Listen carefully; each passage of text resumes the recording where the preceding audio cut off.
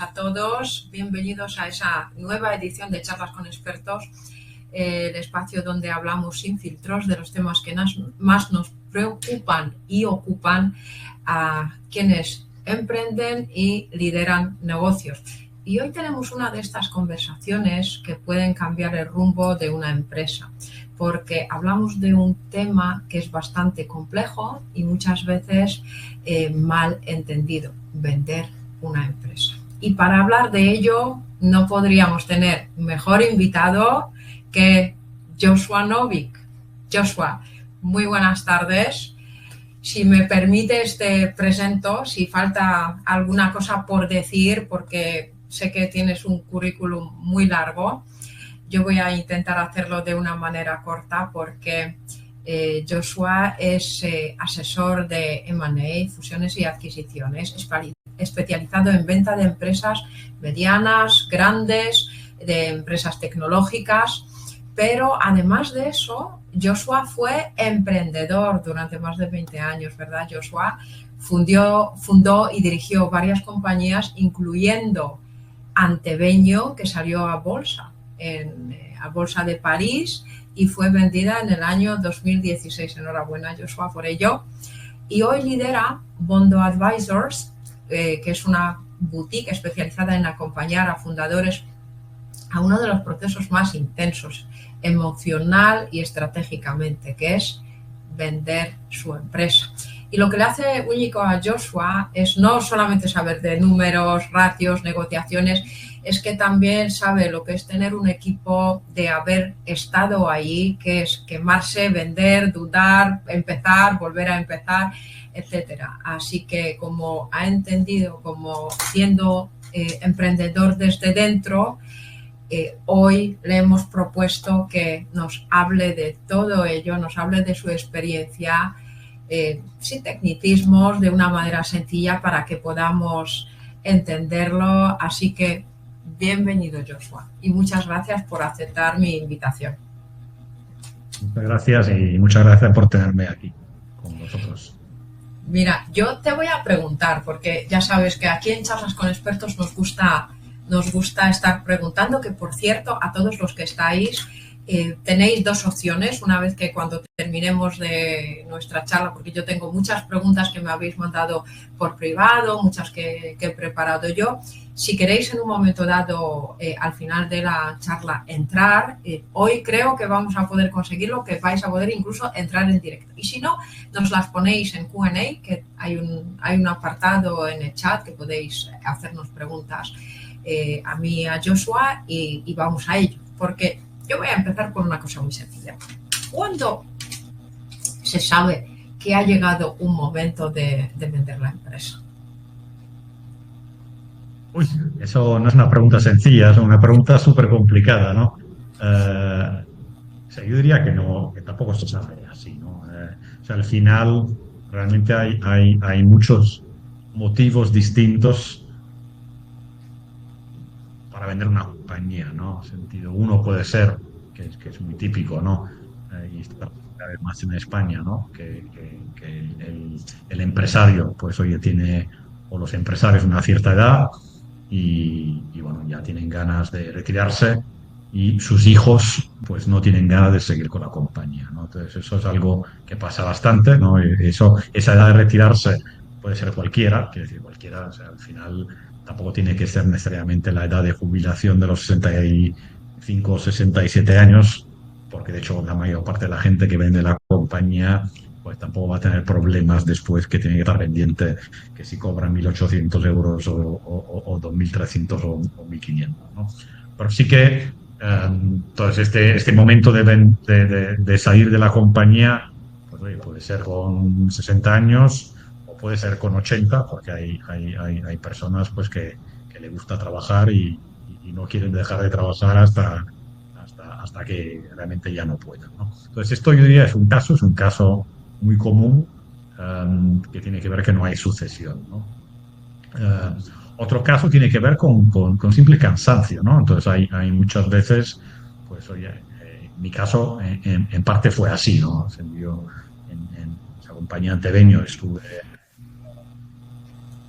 en el 99 y en 2016 lleva 17 años en la compañía, pues oye, partiendo desde prácticamente estar solo, a que la compañía ya tenía 250 empleados y está en varios países Wow. y era mucha guerra, y muchos años haciendo lo mismo y realmente no tenía ya ganas de seguir haciendo. En el sentido que, oye, podía haber aguantado, y de hecho estuve, después de venderla, estuve 2 años más, pero no me veía el resto de mi vida pues estando en esa compañía, ¿no? Entonces eso también puede ser un motivo. Y luego puede haber motivos que tienen que ver más bueno, con estancamiento de la compañía, ¿no? En el sentido que se ve que la compañía pues está o va a estar pronto en su mejor momento y dices, bueno, oye, esta compañía realmente no va a ir a más, la probabilidad que cuando llegue a este tope vaya a menos es relevante, igual es el momento para venderla, ¿no? Entonces, sí creo que puede haber muchos motivos distintos, y no hay uno solo, y no hay un solo y no hay un solo momento. Luego, obviamente también hay otros motivos que pueden ser si una compañía, una startup que tiene inversores, ¿no? De venture capital, pero cuando tienes un inversor, pues él entra para salir, ¿no? Entonces es parte, entre comillas, del contrato. Oye, cuando has metido unos inversores de capital riesgo que quieren salir a los 5 años, pues de alguna forma tienes el compromiso como mínimo moral, de vender la compañía y darles a salir, ¿no? Claro.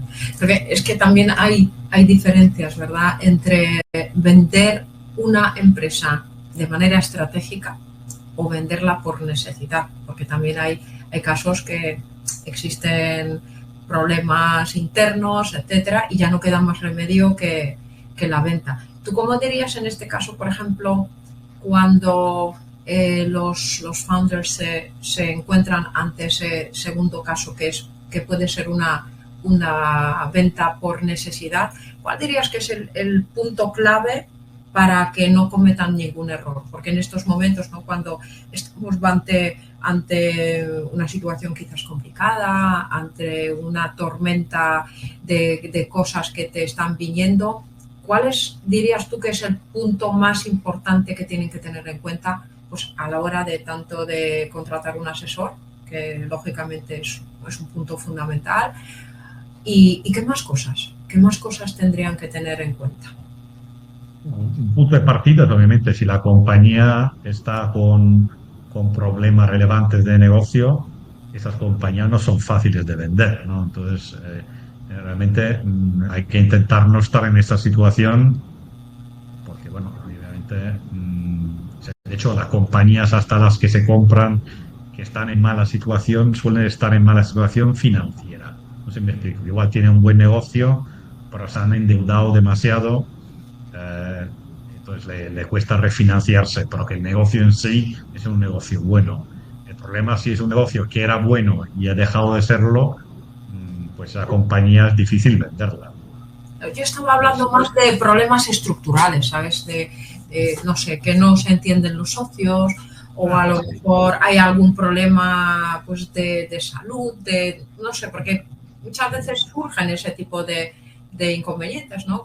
No, está claro, sí. Bueno, si es un problema si es un problema de salud o es un problema que no se entienden los socios, pues al final, que hay que tener en cuenta, pues oye, hay que tener en cuenta como siempre que si no hay comprador ya, pues hay que ir a buscarlo. Entonces sí que la probabilidad que hace falta un asesor que apoye es relevante, porque al final para vender una compañía no se pone un cartel esto inventa, ¿no? Normalmente se hace de una forma bastante confidencial, tocando puertas, y hace falta alguien que se encargue de ese trabajo, también alguien que haga un poco un trabajo previo, que según esté la compañía puede ser más relevante o menos relevante para prepararla para la venta, ¿no? Hay muchas compañías, por ejemplo, que es muy normal, ¿eh? Hay compañías que en el fondo la contabilidad es algo que hay que tener porque es necesaria, ¿no? En el sentido que al final pues tienes que presentar el IVA, los impuestos, hay que pagar trabajadores, y realmente la compañía pues trabaja con una gestoría y está más pendiente de la caja que tener unas cuentas que sirvan para analizarla para un comprador, ¿no? Entonces, a veces, pues, oye, se sale a la venta una compañía pensando que, oye, que esta genera, no sé, 2 millones de beneficios de impuestos, pero bueno, al final se mete en el año, pues, las facturas, no sé, de proyectos del año que viene que se ha facturado este año. Cuando viene el comprador, eso te lo va a normalizar.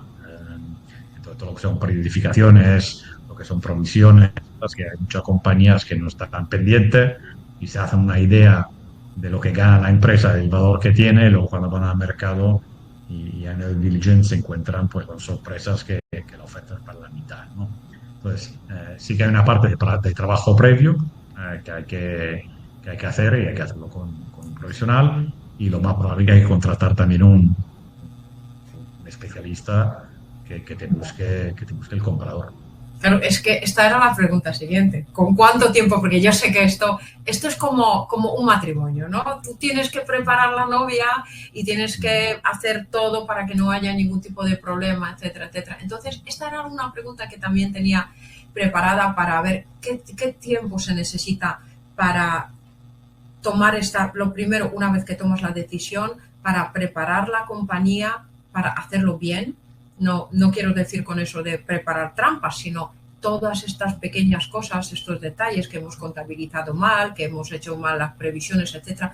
¿Qué tiempo necesitamos para que la compañía, digamos, esté visible, ¿no? Y esté preparada para la venta? Sí, vale. Esto obviamente depende también de la compañía, de lo bien ordenada que está y de que tiene un equipo que puede apoyar en esa tarea. Entonces, si la compañía es una compañía que está bien gestionada, pues igual esa preparación previa es tema de un par de meses, ¿no? Al final es un poco, entre comillas, ¿no? Igual está auditada, pero en el fondo es una pequeña auditoría de las cuentas, de la situación de la compañía, de que todo, al final hacer una serie de preguntas y arreglarlo. Ahora, si la compañía, hay otra compañía donde hace falta hasta años, ¿no? O sea, hay compañías donde están pues, metidos gastos personales en la compañía, hay compañías donde pues igual no se está haciendo todo de forma regular y se tienen pues oye personas contratadas como autónomos y no deberían estarlos, hay compañías, desgraciadamente hay compañías pues, oye, que al final pues igual pues dice en inglés cut corners, no sé cómo decir en español, pero bueno, en el sentido que igual han sido, me dice, liberales en sus impuestos y en una serie de... Ya, exacto. Okay, entonces, bueno, ahí sigue, ahí probablemente hay que hacer mucho más trabajo. Hay compañías, pues oye, igual que tiene sentido separar algunos activos o separar alguna compañía, no sé, igual hay, no sé, digo, compañías que igual hay un grupo, hay tres compañías y hay una pues que pierde dinero y igual te vale la pena separarla y ver qué se hace con ella después para que al final no reste valor. Entonces, por eso Yo aquí, digo que son 2 meses si es rápido y son 2 años si... claro, yo ahí tengo que reconocer, Joshua, que porque los que no conocéis a Joshua, que me imagino que serán pocos, pero Joshua está compartiendo un montón de información que, por cierto, me encanta en LinkedIn, con ejemplos prácticos que explica exactamente cómo hay que hacer las cosas, cómo no hay que hacerlas, porque muchas veces interpretamos, ¿no?, la información de una manera y no siempre Hacienda interpreta eso de la misma.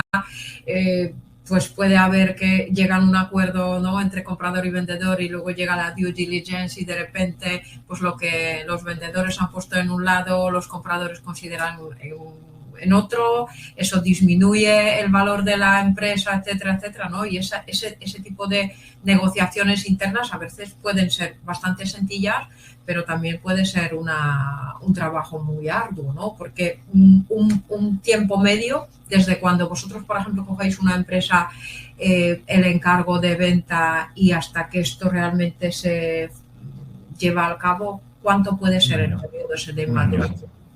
Un año en media.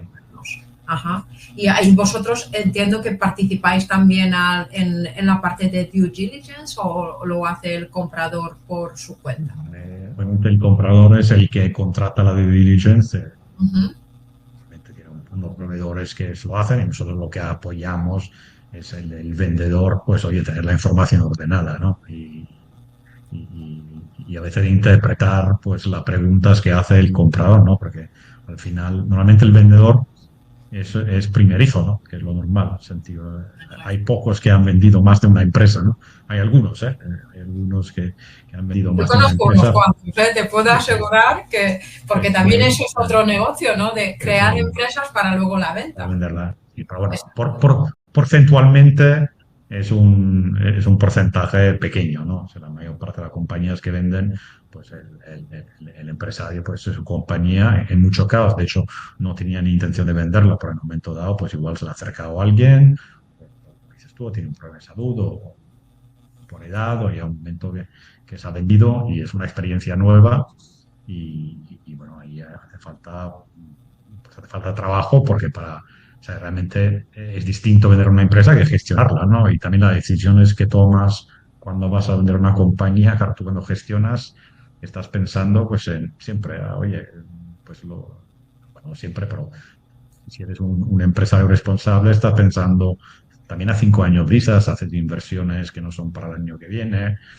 igual no estás intentando maximizar el resultado de este año, y cuando lo vas a vender, pues la quieres vender pues, Bien. con la mejor foto posible y eso a veces pues supone bueno, que tienes que intentar dentro de una lógica, porque bueno, tampoco vas a dejar la empresa para que no tenga un futuro, pero bueno, igual asumes algunos riesgos menores que no hubieses asumido si no estarías vendiendo, ¿no? Porque ¿qué hace una empresa atractiva? ¿Dónde está el atractivo? Por ejemplo, cuando a ti te entra una empresa para la venta, alguien te encarga la venta y tú la coges y dices, wow, esto es un caramelo, esto lo voy a tener colocado en nada. ¿Qué te pasará, no? Que a mí me pasa a veces con financiación, ¿no? Me piden la financiación y yo digo, bueno, esto pasa mañana, lo tengo aprobado. O sea,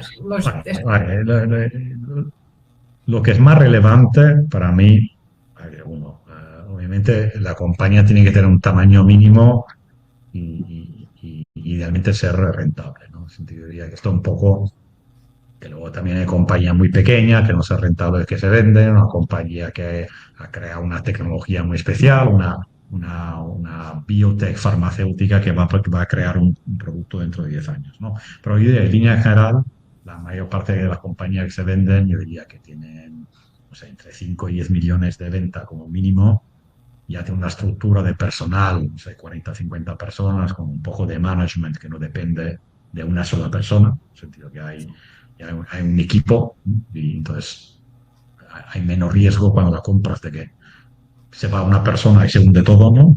Y en tercero, pues que genera, no sé, 1 millón de euros de beneficio antepuestos o de EBIT o de EBITDA, o sea que claramente ya tenga un cierto volumen de generación de caja, ¿no? Yo diría que eso es un poco el punto de partida, ¿no? A partir de ahí es que sea un sector, y para mí es clave que se esté consolidando, ¿no? En el sentido que al final eh, los sectores pues van, entre comillas, van un poco por modas, ¿no? Pues hay un momento, no sé, ahora dices en consultoría tecnológica de IT, pues hay, igual en España, hay como 25 grupos que están comprando, o sea, hay, no sé, hay unos 8 o 9 cotizados, hay otras que tienen detrás fondos y se están dedicando a comprar todas las compañías que hacen IT consulting. Entonces tienes un negocio de 10 millones de ventas y 1 millón de EBITDA en IT Consulting, es una fiesta ahora mismo para venderlo, ¿no? Ahora, igual en otro sector, pues que pues igual esto pasará, igual dentro de 5 años ya el mercado se ha consolidado, hay unos grandes players que son muy grandes y los pequeñitos que no han vendido, pues ya le va a costar vender, ¿no? Porque hay 20 monstruos muy grandes, ya no hay medianos y son los pequeñitos ya ha desaparecido, claro. pues va a ser muy difícil venderlo porque no hay un mediano que le compra, ¿no? Pues eso pasa mucho en los mercados. Hay, ahora mismo, por ejemplo, pues hay, no sé, dos grandes grupos que están consolidando todas las gestorías. Entonces, hace 5 años me hubiese venido una gestoría que factura 2 millones de euros y me dice, oye, quiero venderla. No quiere decir que no le cojo el teléfono, pero que era como... Sí, y ahora es verdad porque hay mucho, y, sí, sí, sí, hay entonces mucha, ahora hay varias compañías pues que están lo que quieren crear son marcas nacionales de gestorías que tengan todo el mismo nombre, dicho así, con una serie de sinergias y están comprando pequeñas gestorías. Entonces, es un negocio que a priori está pasando lo mismo pues con ¿cómo se llaman? Eh, los administradores de fincas, ¿no? También se sí. están consolidando, pues hay una serie de compradores que están consolidando administraciones de finca y también, pues una de 1 millón, 2 millones se puede vender. De euros de venta, te hablo, no de beneficio. Igual gana 300.000, 400. Eso, Sí, entonces, porque luego el tema de beneficio también es un tema tan relativo, ¿verdad? Porque el dichoso EBITDA que estamos hablando, que si el precio de... Porque normalmente, ¿tú por cuántos métodos calculas el precio de venta? Entiendo que hay que luego hacer una valoración, hay varios modelos de... Pero a primera vista, ¿sabrías sí, decir, por ejemplo, cuando alguien vende la empresa y nada más verlo dices, esto está fuera del mercado? ¿O tienes que hacer tus sí. números a fondo? No, sentido. Al final, como digo, en línea general, o sea, o sea, yo miro mucho lo comparable, o sea, yo miro mucho las operaciones que se han hecho en el mercado. Entonces tú ves, oye, hay un negocio, dice, oye, negocio de SaaS, de software en la nube. Pues bueno, en sentido, ya sabes, si la compañía tiene un cierto crecimiento, aunque no sea rentable, pues igual y tiene un tamaño, o sea, de 3 4 millones de euros, pues esto se puede vender si es más o menos rentable, a 2 3 veces ventas. ¿Por qué? Porque ha habido otras operaciones así. Más o menos los compradores, cuando conocen una industria, sabes a qué precio pagan, ¿no?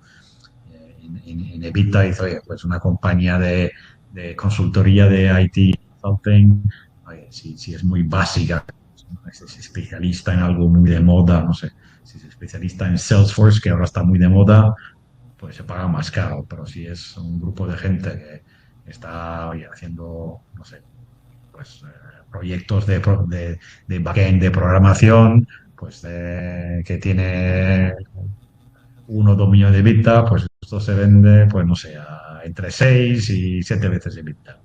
Porque está el mercado así, ¿no? Ya sabes que va a estar por ahí. No Oye, hay luego unas encuentras... estrictas, efectivamente, que esto va un poco en función de lo que es la emoción del mercado, ¿no? Porque, a ver, otra Sí, cosa que te quiero preguntar, porque en temas de empresa, de venta de empresas, hay una parte muy emocional. ¿Tú cómo dirías que esa parte emocional, qué papel juega a la hora de la venta? O sea, quiero decir, sí, tanto bueno, el vendedor como el comprador, ¿no? sí, sí, yo diría que obviamente la parte emocional es enorme. Creo que pasa menos en el comprador que en el vendedor, simplemente porque normalmente los compradores que están comprando ya han comprado antes. Normalmente el mercado lo consolidan compañías que están cotizadas, que ya están comprando, grandes corporaciones que ya han comprado antes, tiene un equipo de M&A profesional que se dedica a eso dentro de la casa, y luego lo consolidan mucho las compañías que están financiadas por fondos de private equity, ¿no? De capital privado, ¿no? Y esos también, pues el fondo se dedica a comprar empresas, ¿no? Entonces al final son muy, dicho así, muy fríos, ¿no? En sentido, no, la parte emocional están acostumbrados a negociar, están acostumbrados que la otra parte negocia, y dentro de un trato profesional, no tiene, la parte emocional en el comprador no es tan relevante. En el vendedor es súper relevante, ¿no? Porque al final en muchos casos la operación de su vida, en sentido, es lo que le va a cambiar la vida. En general, dos, suele ser novato en esto, la primera vez que lo hace, ¿no? Entonces todo es nuevo. Y tres, tiene la parte puramente emocional, que es, bueno, que ha estado, o sea, igual es alguien que le ha heredado su padre, ¿no? Igual es una compañía que lleva 70 años y que ha montado su abuelo. Tiene una parte, o no, la ha montado él hace 20 años, pero desde cero, ¿no? Y le ha puesto mucho esfuerzo, Y entonces esto, eh, más allá del valor, bueno, igual trabaja su familia ahí o sus amigos, ¿no? Sentido, hay una parte emocional muy fuerte, eh, que hace que esas transacciones sean difíciles, ¿no? Porque no siempre se toman decisiones, eh, va a decir, de una forma racional, ¿no? Y la parte emotiva, pues influye mucho. ¿Has visto llorar a tus clientes a la hora de recoger el cheque? No he visto llorar a nadie, porque Bueno, o sea, igual no lo ha hecho delante de mí. han hecho el trabajo, ¿no? Pero, ¿cuál dirías? Porque yo ahí considero, fíjate, lo mismo que en el mundo de financiación, ¿no? Sobre todo cuando estamos hablando de situaciones pues que entra parte emocional, etcétera. ¿Cuál dirías que es la parte importante de la confianza en la persona que te lleva el tema de la venta, del asesor? Pues lo comentaba, el asesor al final, si no confías en el asesor, igual que no confías en el abogado, ¿no? En el sentido, porque también hay que meter un asesor legal. O sea, si no confías, Sí. yo creo que no se hace la operación.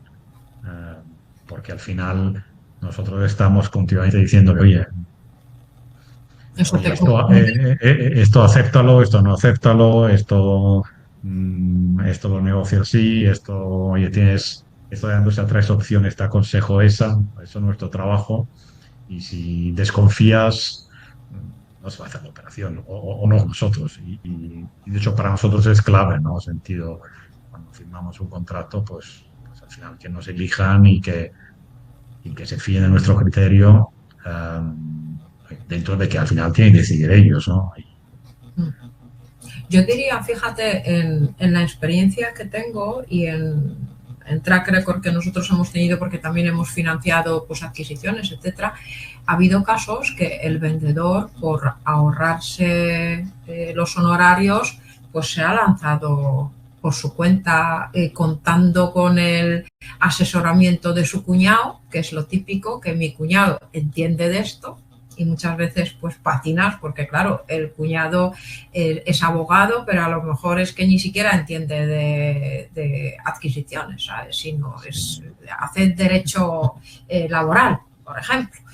Que tú has tenido algunos casos de estos que te ha llegado el cliente una vez que ya haya estado a punto de destrozar su empresa y casi su patrimonio. Y habéis... Bueno, en sentido, yo sí que creo que hay muchos que vienen de haber tenido experiencias previas fallidas, ¿no? En sentido, operaciones que se han caído en algún momento, la operación, a veces por mala suerte, ¿no? En sentido, porque por el motivo que sea, ¿no? Las operaciones a veces se caen sin que sea culpa de nadie, ¿no? Simplemente por cambios del mercado, porque la empresa pues oye, había prometido que iba este año a hacer X y va un poco por debajo del presupuesto, sentido, porque el comprador ha sido comprado, o sea, hay mil motivos, se caen y nos llegan compañías pues, que se ha caído la operación y quieren volver a buscar. Y luego sí que hay compradores pues, que han ido igual en una operación solos, no acompañados, ¿no? Y se han enfrentado pues, toda la problemática de enfrentarte a algo que es la primera vez que haces, ¿no? Normalmente pues estos empresarios también en su compañía, gente muy inteligente, ¿no? En sentido, si no hubiese montado la compañía que han montado, ¿no? Pero hasta gente muy inteligente, pues cuando te enfrentas a algo completamente nuevo, pues por mucho que aprendemos rápido, pues al final el que está en el otro lado tiene mucha más experiencia que tú, ¿no? Para mí lo que es clave en esto, en sentido, es al final, yo separaría dos tipos, para simplificarlo, hay dos tipos de procesos, ¿no? Está el proceso donde ya hay un comprador, entonces te viene un comprador y tú igual ni pensabas vender, ¿no? Te toca tu puerta y te pone encima de la mesa una oferta razonable, además te cae bien, se dice, oye, yo con esta gente me parece que es un buen comprador y tiene sinergias en la empresa y me tengo que dar 2 años y me apetece. Y entonces ahí entras y empiezas a negociar y se puede hacer una operación, ¿no? Y lo otro es que no hay comprador y tienes que salir a vender. Entonces, en el caso número uno, donde ya hay un comprador, lo que sí es imprescindible es un abogado de M&A. Sentido, o sea, puedes tener el abogado que no es especialista, ¿no? Porque al final hay, es algo, pues igual que si te vas a, no sé, divorciar, o sea, no vas con un abogado especialista en, no sé, en impuestos, ¿no? En sentido, en fiscal, ¿no? O sea, en cualquier cosa, pues te es un especialista y si no estás con un especialista, pues no, no es lo mismo. Entonces eso, porque ya tienes un comprador. Entonces la diferencia de tener el asesor de M&A, o sea, el que te ayuda a negociar, es que igual podemos conseguir mejor precio, mejores condiciones, asegurarnos, pues oye, que tenga las cuentas bien y no tiene sorpresas, ¿no? Pero en el fondo, dicho así, puedes hacer la operación con el de M&A, igual, no maximizando, pero la puedes hacer, ¿no? En el caso de buscar un comprador, yo creo que es prácticamente imposible buscarlo por tu cuenta. Y repito, es por un tema de comercialidad, ¿no? En sentido, la mayor parte de las compañías no quieren que todo el mundo sepa que están en venta cuando van a salir a la venta. Obviamente por temas lógicos, porque puede perder clientes, puede perder la cierta consolidación. Personal, sí, personal, en sentido, al final, oye, me van a vender la compañía, no sé qué va a pasar, no sé quién la va a comprar, Claro. y luego sales al mercado, igual no la compran y se la han marchado a algún cliente. Entonces, esto lo tienes que hacer con un asesor que además va a tener mucha más llegada, en el sentido que al final tiene, pues, oye, fuentes para poder llegar a más gente, y ahí sí que no hay más remedio que hacerlo con un asesor y luego con un abogado de M&A, que eso, si hay algo imprescindible en operaciones de M&A, no somos nosotros, aunque yo creo que somos importantes, pero sin asesor legal de M&A profesional, es No un desastre. hacerlo, efectivamente. Es que, claro, tú estabas hablando en el primer caso, que yo casi lo veo hasta no más difícil, ¿no? Sino en el primer caso que alguien llama a tu puerta y dice que te quiere comprar la empresa, la primera cosa que a mí, la pregunta que me surgiría sería, ¿lo estaré vendiendo bien? Porque si te ponen tú no tienes un precio en la mente, ¿no? Y te ponen un precio encima de la mesa, obviamente el precio va a ser bajo, porque nadie te ofrece un precio elevado, ¿no? Ah, Entonces, sí, ahí es cuando empieza la verdadera duda, ¿no? sí, sí. Pero bueno, hay muchos empresarios que están acostumbrados a negociar igual otras cosas, ¿no? Pero viene alguien, te dice 10 y tú dices, pues yo por menos de 20 no vendo. Y luego vienen con 15 y dices, pues bueno, ya está hecho, ¿por qué voy a traer un asesor, ¿no? Esa sensación de, oye, ya tengo el comprador, ya me ha Ya, ofrecido un precio que me parece razonable, que me vale, va a estar pagándole una comisión de, no sé, un 3%, un 4, un 5, lo que sea, ¿no? A un tercero, cuando ya tengo ya tengo el comprador, ya he negociado el precio, no me hace falta, ¿no? Y ya. bueno, Pero somos... muchas veces, fíjate, Joshua, porque yo he hecho los deberes y yo he leído lo que estabas compartiendo, porque a la hora de hacer la venta también entra mucho la parte fiscal, ¿no? Que muchas veces ese tipo de acuerdos, porque una cosa es que tú llegas a un acuerdo, ya llegáis al tema de precio, pero luego viene la parte de tú te vas a quedar un tiempo, alguien tiene que llevarlo, etcétera, el earn-out, que a lo mejor si no lo defines bien, por lo que estuve leyendo el otro día, que me pareció un artículo súper interesante, puede ser que la diferencia entre tributar de una manera y tributar de otra es abismal, con lo cual de una venta que tú puedes, incluso te puedes ahorrar un veintitantos por ciento, ¿no? Puede ser. No, hay muchos puntos. Repito, yo creo que algunos, en este caso, por ejemplo, la estructura fiscal, ahí sí que lo veo más algo que te va a ayudar el abogado, que algo del asesor de M&A, ¿no? Pero el asesor de M&A está más en la estructura global. Porque la estructura global son muchos detalles, ¿no? Uno dice, no, es que ya tengo un precio, pero que normalmente igual hay una parte variable y es la definición exactamente de cómo se calcula esa parte variable. La definición a veces dice, no, está basado en EBITDA, ¿cuál es la definición del EBITDA? sentido, muchos puntos y al final el negociar, oye, tienes la deuda neta de la compañía, cuánto dinero te puedes sacar, oye, la compañía tiene una caja y es la negociación de cuántas cajas puedes sacar. O sea, hay tantos puntos que se negocian o después de la due diligence, pues te dicen, no, mira, esto te voy a ajustar el beneficio 270.000 euros y esto a un múltiplo de 7 es 1,5 millones menos. Y entonces la discusión de, oye, ¿te acepto o no te acepto los 270.000 euros? Y argumentos de por qué no, pues eso donde estamos nosotros y ahí sí que nos ayuda el asesor legal, ¿no? Claro, claro, claro, que es que Pero hay bueno, dos partes que al final parece que no, pero venta de una empresa es un proceso muy complicado. Además, hay una tendencia pues de nombrar todo de una manera diferente, ¿no? Que cada uno utiliza la nomenclatura de una manera, se utilizan muchísimos anglicismos, ¿no? Y resulta que los que venden, que pueden ser pues gente que ha llevado 50 años haciendo tornillos y le vienen con una estructura y con una verborea que dice, mira, yo no sé lo que me ha dicho este. Lo único que me he enterado es que el precio va a ser X, ¿no? Y entonces ahí es como un partner o alguien que hable por ti, que entienda ese idioma, que sea cercano y que te pueda apoyar en esto, yo diría es fundamental, ¿verdad?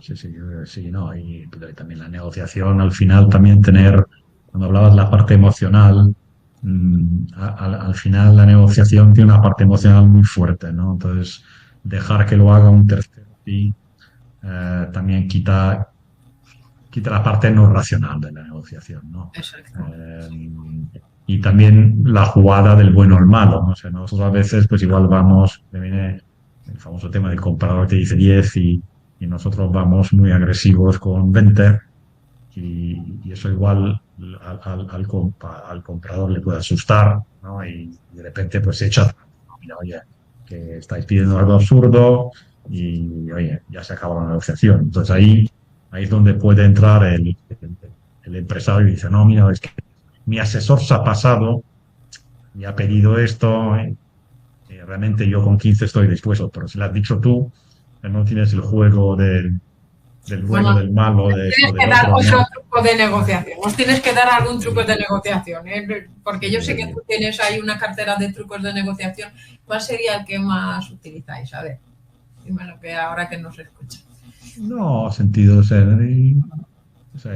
al final tampoco hay truco de negociación, sentido, lo que sí hay que entender que la parte, yo creo, más difícil es entender lo que vales para el que te está comprando, ¿no? Entonces, hay una parte ahí o sea, hay una parte que yo creo que viene con entender bien el comprador y lo que le estás aportando, ¿no? Porque al final, la compañía,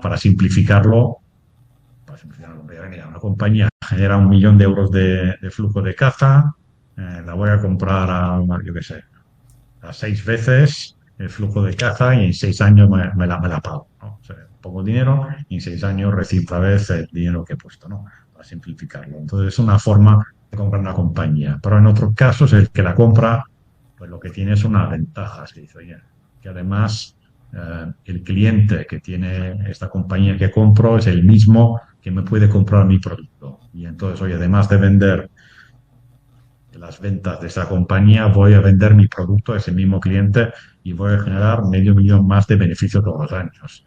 Entonces, oye, esta inversión que tardaba 6 años recuperarla, la voy a recuperar en 3, ¿no? Entonces, entre comillas, oler, ¿no? Dónde están esas sinergias, dónde está esa necesidad y es ahí donde lo que te permite, pues, negociar mejor, ¿no? Mejor, efectivamente, que está comentando Julio. Dice, suelen ser los vendedores que se pasan. ¿En qué aspecto, Julio? ¿En qué aspecto se pasan los vendedores? Que claro, depende en qué lado estás, ¿no? Porque vosotros normalmente acompañáis a la parte vendedora, ¿no? A la hora de Sí, hacer. Aunque sí, luego también, seguramente habrá empresas que quieran, y ahí tenemos también a Julio, que es, con el precio, dice Julio, que se pasan con el precio los vendedores. Pero claro, hay los dos lados, ¿no? Que también lo que tú decías, que por tema de estrategia hay alguien que le interesa el cliente que del vendedor, por tanto, utiliza esto como crecimiento orgánico, ¿no? Que de hecho, esta es una de las preguntas que te haré al final de una de las personas que no ha podido estar con nosotros en directo, que no sabía qué hacer, ¿no? Para el tema de crecimiento. Te voy a preguntar otra cosa, Joshua. ¿Suele haber o tú has tenido en alguna ocasión algún timo? Quiero decir que viene un comprador que parece que está todo muy preparado, pero realmente lo que hacen es tratar de alguna manera de engañar al comprador con aplazamiento de, no sé, no te voy a sugerir porque no se me ha dado, pero ¿a ti te ha pasado alguna vez que has tenido algún disgusto y qué es lo que tendrían que fijarse los vendedores sobre todo? ¿En qué parte?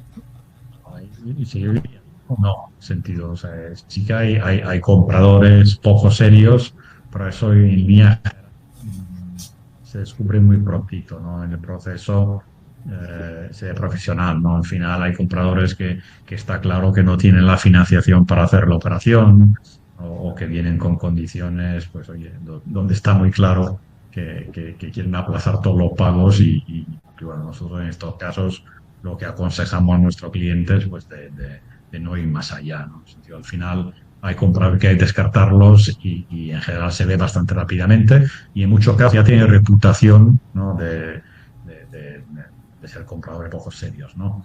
A nivel, sentido, lo que hay son, no quiero decir timos, pero hay negociaciones hechas con, no quiero decir mala fe, pero de forma agresivas, ¿no? Y hay que tener cuidado. Bueno, lo he llamado timos, pero eso es lo que estaba pensando, que a veces apretan como Sí. demasiado, ¿no? No, entonces, claro, sentido, tú, por ejemplo, puedes tener, imagínate, tú vendes una compañía, vendes a 51% de compañía, lo tienes la venta del 49%.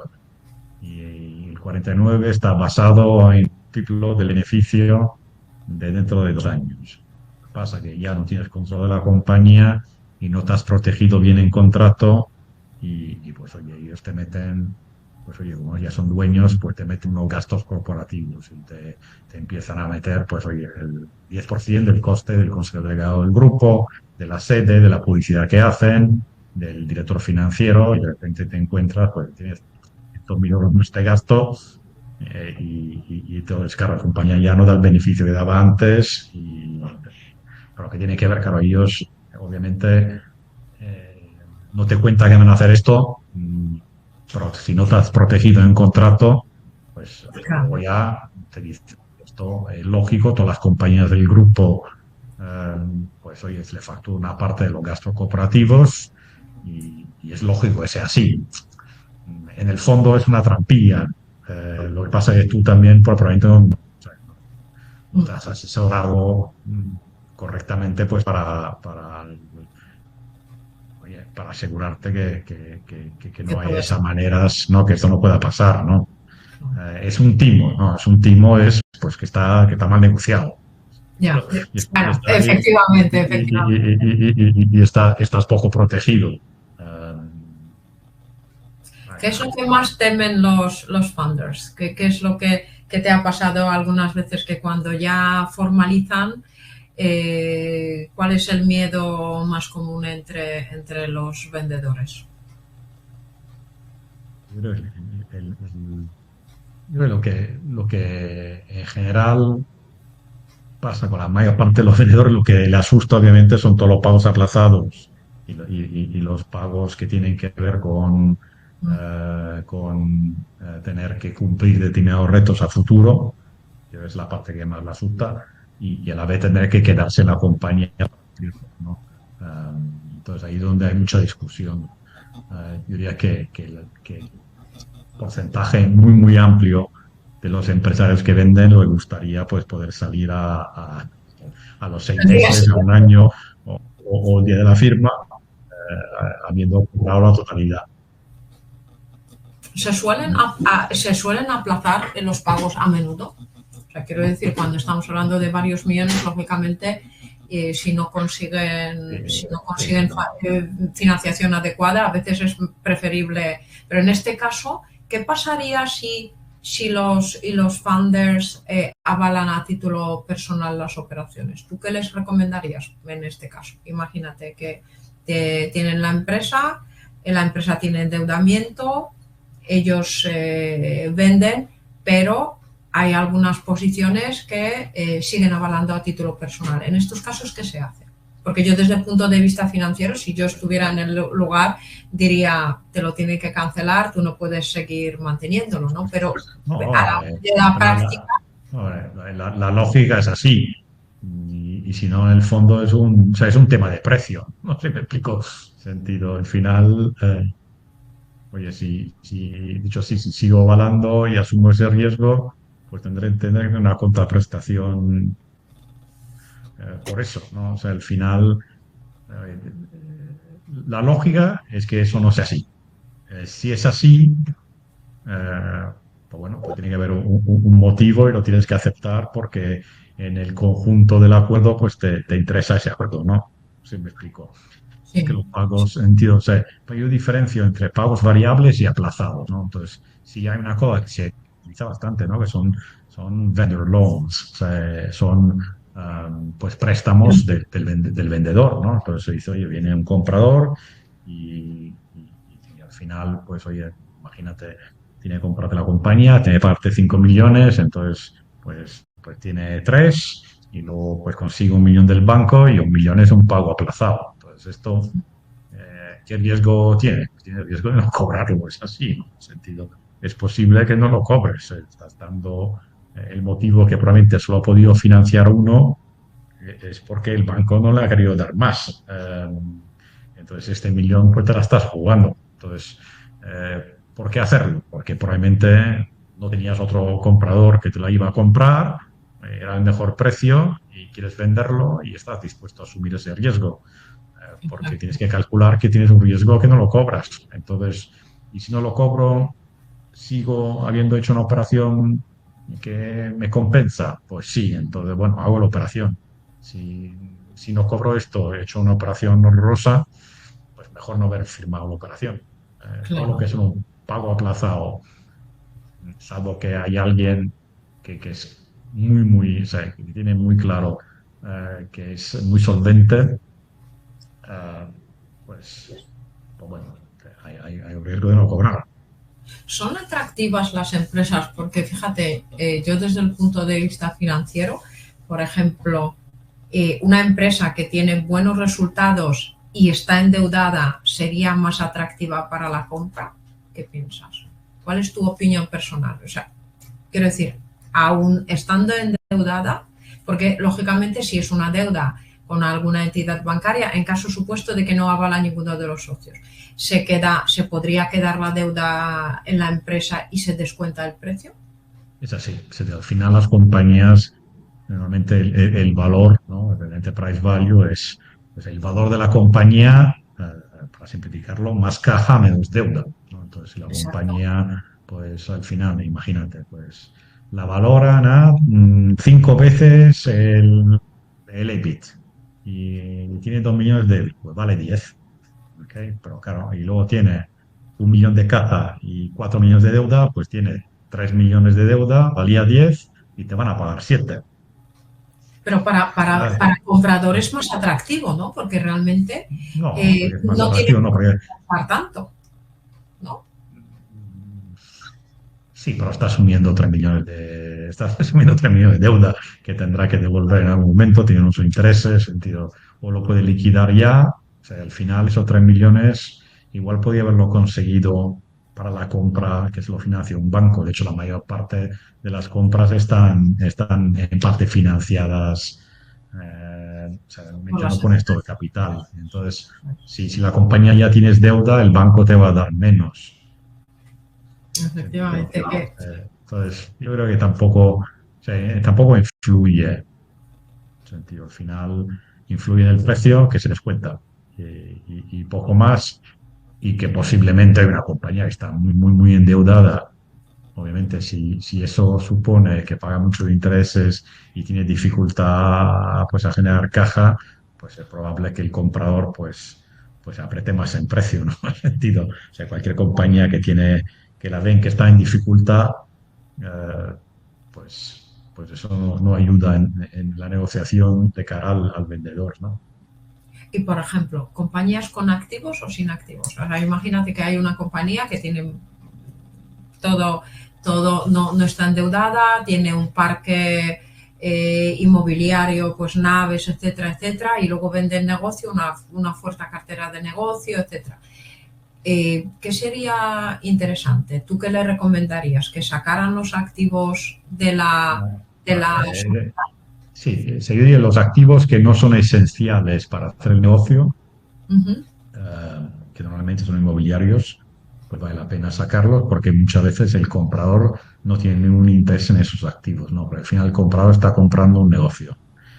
Y ese negocio, oye, otra cosa que digas, no, es que, imagínate, es una fábrica de coches y al final has tenido que montar, al final has tenido que pues, montar una fábrica que tiene 1 kilómetro para ir construyendo cada parte. Entonces, esa nave sí que es fundamental porque está hecha muy a medida para ese negocio, ¿no? Pero si tienes otro negocio que puede estar en cualquier nave, pues el comprador es posible que igual no quiere seguir en esa nave, la quiere expandir, la quiere llevar a su propia ubicación, entonces realmente el activo inmobiliario no le hace falta. Ahora, los activos que son necesarios para el negocio, la maquinaria, obviamente sí que interesa que esté, ¿sabe? Que esté dentro de la sociedad, ¿no? Bueno, oye, puede estar con leasing, o sea, que hay distintas opciones, ¿no? Pero eso sí que no tiene sentido separarlo. Exacto. Bueno, Joshua, tú cuéntame, porque como se nos está pasando el tiempo, y yo te quiero preguntar una cosa personal. Si Joshua pudiera hacer un deseo, ¿cuál sería la compañía perfecta que a ti te gustaría intermediar en su venta? ¿Cuál sería tu sueño? Es el No, momento, que los sueños se cumplen. A ver, no, cuéntame. o sea, nosotros hemos hecho fundamentalmente operaciones en el sector tecnológico, ¿no? Y en distintas áreas, en software, en hardware. Pero a mí, sentido, mi deseo siempre es hacer cosas nuevas, ¿no? Sentido, entonces, cosas nuevas que entiendan, ¿no? Sentido, ahora me viene alguien, como digo, biotech. Yo no soy médico, proyecto a 10 años vista, que no factura y tal, es que no tengo capacidad de entenderlo, ¿no? Pero que al final sí que compañías que son, dicho así, que son compañías que no se salen tanto del estándar, a mí siempre me apetece vender compañías en sectores que no he vendido. Me dice, oye, de repente, pues no he hecho nada en fintech, o sea, en tecnología de finanzas, por ejemplo. Me apetece hacerlo. ¿Por qué? Porque soy intelectualmente curioso y me encantan los negocios, entonces me encanta, pues oye, al final vender una compañía hay que entenderla, ¿no? Entender, pues oye, cómo funciona el sector, cuáles son los márgenes, dónde están las palancas, todo eso, es la parte más divertida de vender una compañía, es entender cómo funciona, con entender, o sea, al final vas a ver todo de la compañía y es la parte más emocionante del negocio, ¿no? Mira, me lo Entonces, creo eso es porque lo que busco. vamos, que se te han puesto los ojos. Fíjate, pues yo declaro que te va a entrar una fintech de estos, porque te he visto emocionadísimo. ¿Eso Sí, ves? he dicho fintech por decir un ejemplo, ¿no? Pero decir en línea general, lo que me apetece siempre son compañías en sectores donde no he trabajado antes, ¿no? Sentido, y eso al final, oye, dentro de que luego tenga un tamaño suficiente, que yo analice que Contar el tamaño, cuánto tendría que facturar esa compañía perfecta que te encantaría vender. bueno, la perfecta 10.000 millones con 100 millones de beneficio. Muy bien. No, pero digo bromas. Obviamente, oye, está claro que más grande es la compañía, a más se vende y más es mi comisión, ¿no? Entonces, obviamente, eh, mayor es la compañía, más me gusta, ¿no? Pero no, al final nosotros, yo diría que en línea general, la mayor para las compañías que vendemos era un poco ese número que decías, normalmente más o menos 1 millón de EBITDA o de EBIT, ¿no? De alguna forma de capacidad de generar caja. Por debajo de eso, en general, no solemos hacer mandato de venta y normalmente otra vez que tenga un tamaño mínimo de estructura, ¿no? Normalmente son compañías con 30, 40, 50 trabajadores que normalmente están, no sé, en 5 o 10 millones de euros, porque si no estás vendiendo compañías que no tienen, o sea, no tienen las bases de management y cuestan mucho de vender, porque el Para poder comprador ser absorbidas, efectivamente. o si no, son compañías que también pues, cuestan vender también porque cuando una compañía depende mucho de un empresario, ¿no? Entonces, oye, el típico empresario de una empresa pequeña de 15 trabajadores, todos los clientes los ha traído él, toda la estrategia la marca él, al final no tiene un equipo debajo, entonces el comprador intenta atar al empresario durante muchos años, ¿no? Entonces dice, sí, te quedas, pero solo te compro la mitad ahora, te pago solo una parte ahora, una parte a futuro, tienes que darte 5 años, me tienes que cumplir este business plan, porque lo peor que le puede pasar es que le venda, cobre, le deje las llaves y se marcha. Y eso Claro, son las compañías difíciles de vender porque el comprador pone unas condiciones duras para el empresario y el empresario en esas condiciones no quiere vender.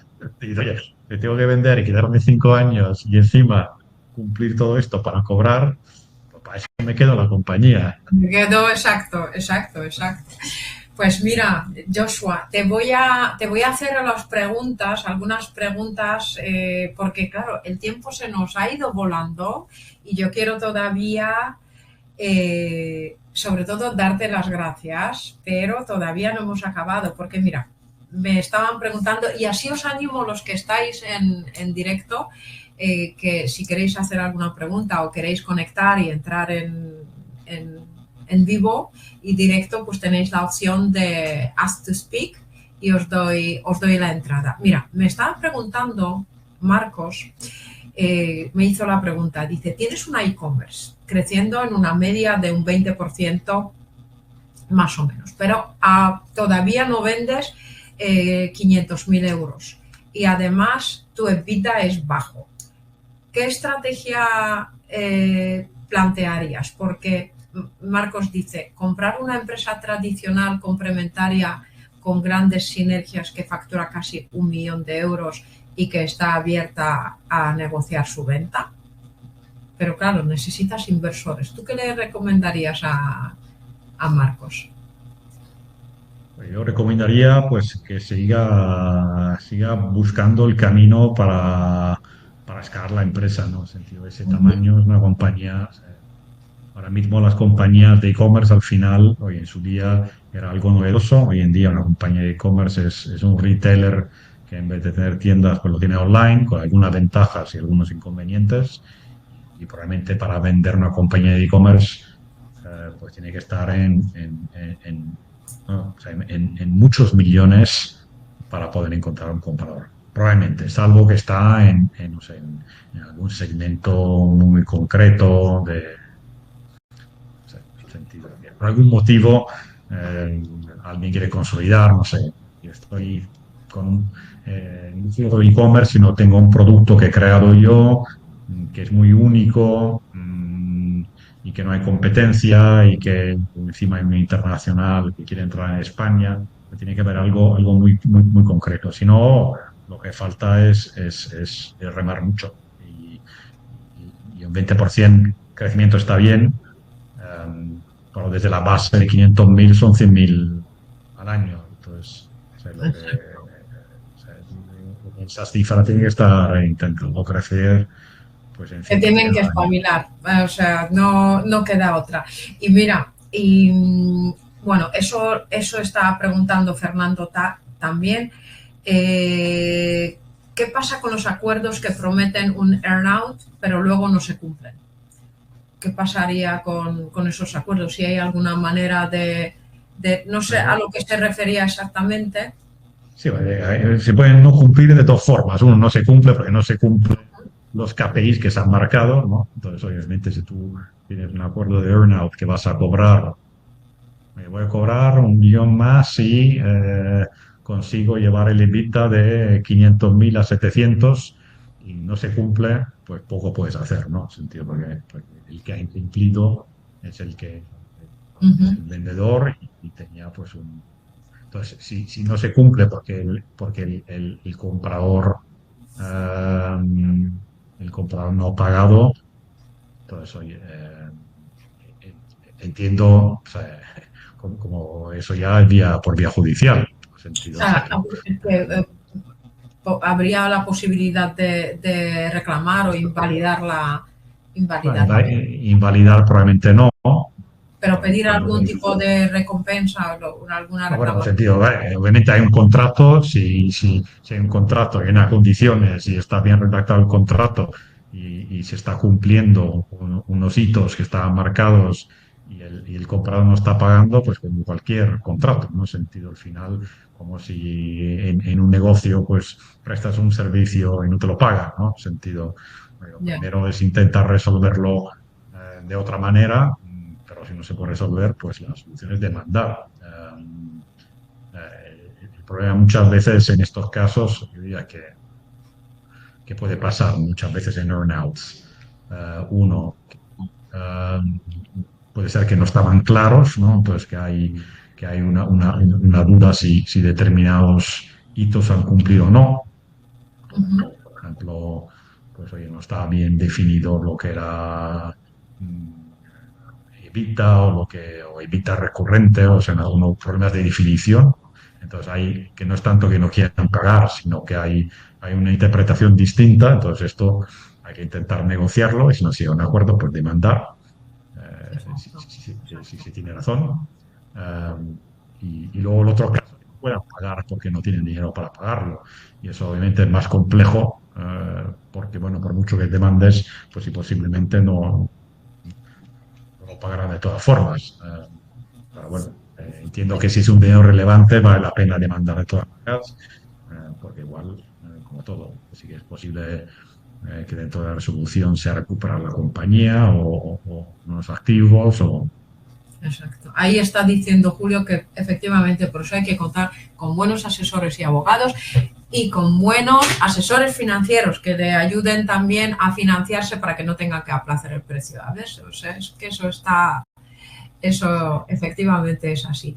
Joshua, 1 millón de gracias. Me ha encantado la charla contigo. Así, Voy a pedir una frase de cierre, recomendación, consejo, algo que puedas compartir con los que piensan vender. Ahora es tu momento spoiler. Si quieres ofrecer tus servicios, dime cómo pueden contactar contigo, por qué te tienen que contratar, etcétera, etcétera. Ya los parámetros de contratación lo comentaste y te voy a pedir una frase no, de sí, cierre. sí, como punto de partida, o sea, obviamente uno, no todas las compañías son vendibles, eh,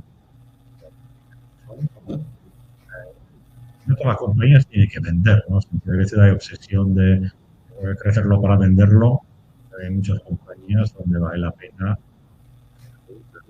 quedártela y vivir el resto de tu vida de esta compañía, del negocio, lo disfrutas y si quieres vender tu compañía y tiene sentido, entonces, oye, sí que creo que vale la pena sin duda tener un asesor que te ayude.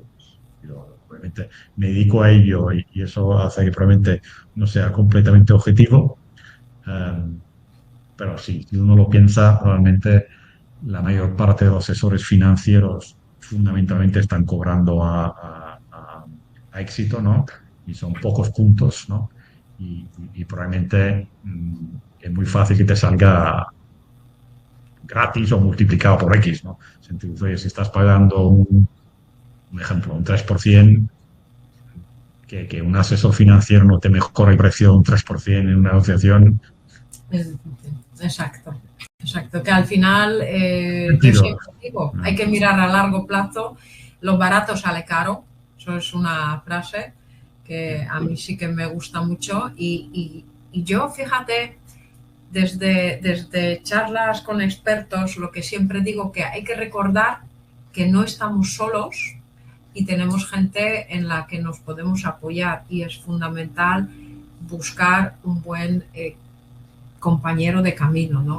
Ya sea un asesor, ya sea un abogado, etcétera, y tener a alguien de confianza que en un momento dado puedes dejarle las llaves y decir, mira, ocúpate de esto, que eso es lo que haces tú mejor, y yo te espero una vez que termines la negociación, que sé que va a ser la mejor para mí, ¿no?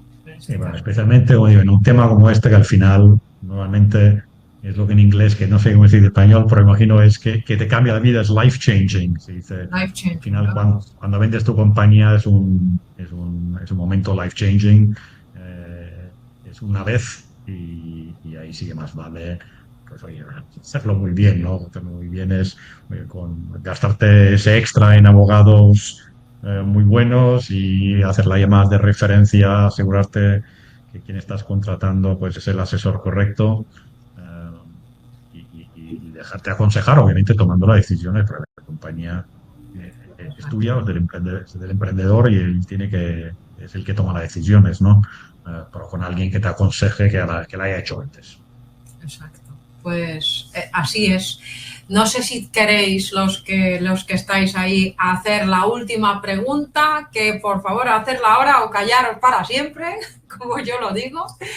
No hay de momento ya más preguntas. Yo lo que os voy a pedir, si los que habéis visto la charla, si pensáis que a alguien le puede venir bien, por favor compartirla. Joshua le podéis encontrar, Joshua Novi le podéis encontrar en LinkedIn, en la página web de Pondo también, de Pondo Advisors.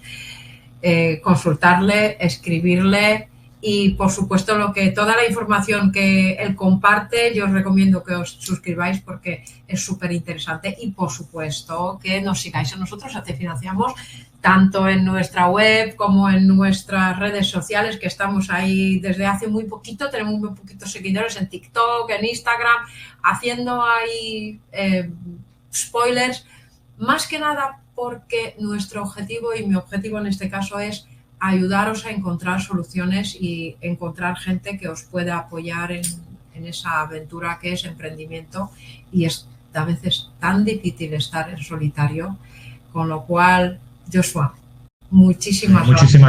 Muchas gracias a ti por ha sido esta un verdadero invitación al placer evento y y nada, gracias a todos los que habéis estado allí. hasta la próxima y yo os despido con mi super canción, que estoy muy orgullosa porque la he compuesto yo. Tú lo has compuesto. Enhorabuena. Junto con la IA, ¿eh? Voy a reconocerlo, pero la pongo porque es muy buena. Te financiamos, con lo vas a encontrar. Expertos en finanzas te vienen a ayudar. Legal inmobiliario y también empresarial. Conéctate a un webinar, te vamos a inspirar. Inscríbete ya, ven a descubrir el mundo financiero que te hará sonreír.